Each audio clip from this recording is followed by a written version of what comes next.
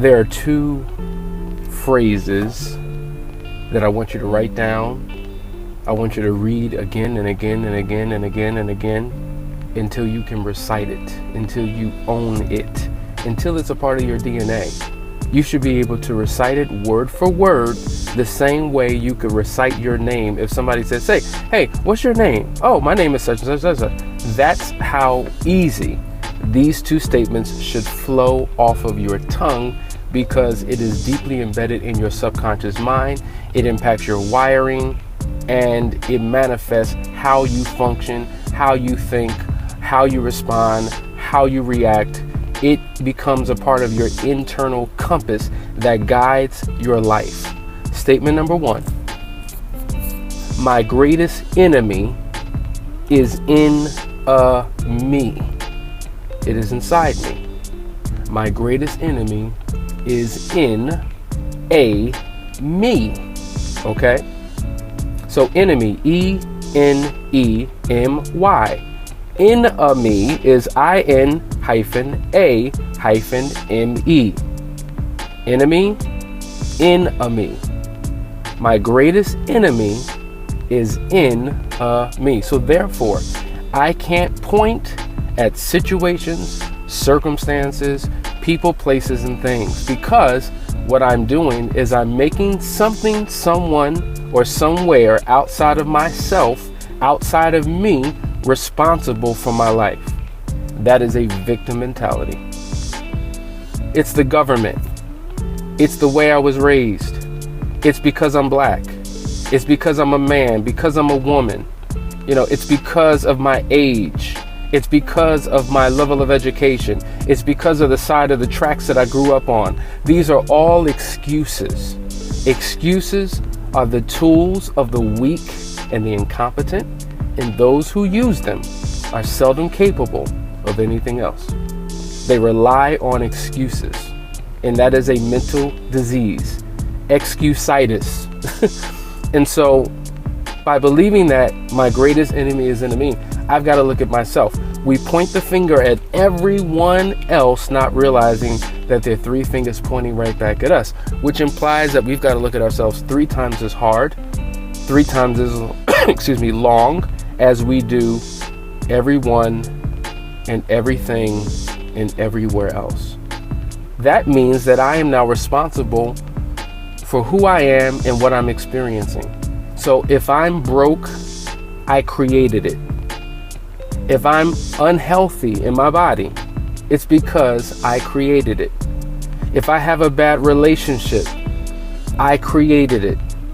If I'm in a situation and I'm caught between a rock and a hard place, I created it. Now, did I want these things to happen? No.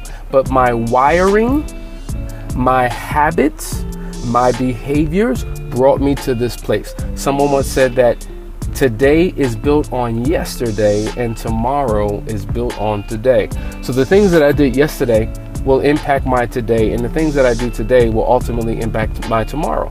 So wherever I am, whatever my circumstances are, something in my past, something that I've been doing consistently, whether aware of it or not, has brought me to this place. And I can't blame anybody.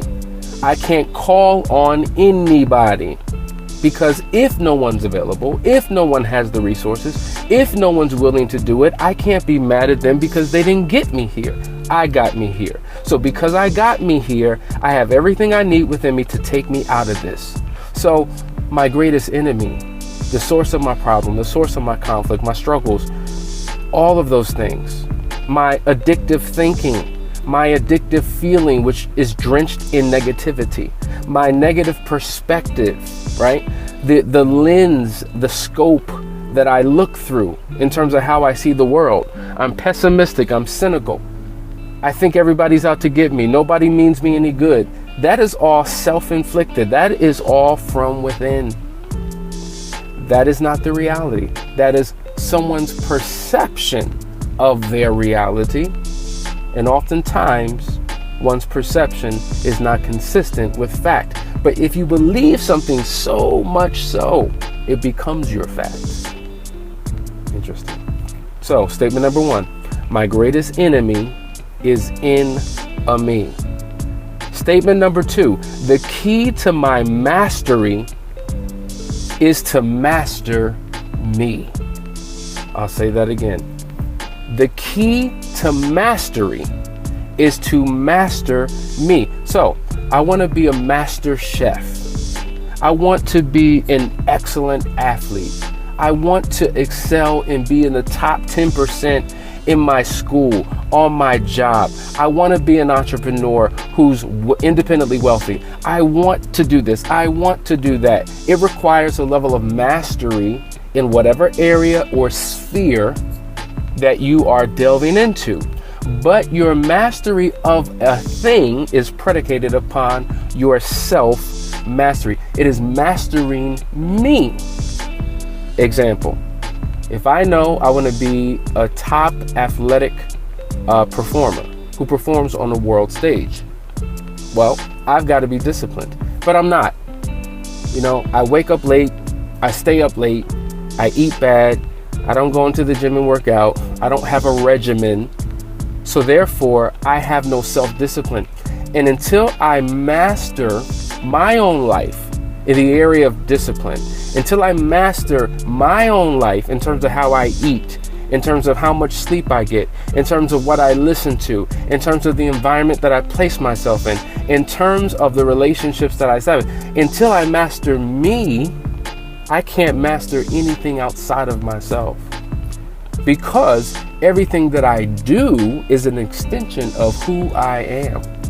So if I'm lazy, if I'm slothful, if I'm never on time, I'm always late, if I'm a procrastinator, whatever your issue is, because we all have them, whatever that is, that will impact how you do what you do.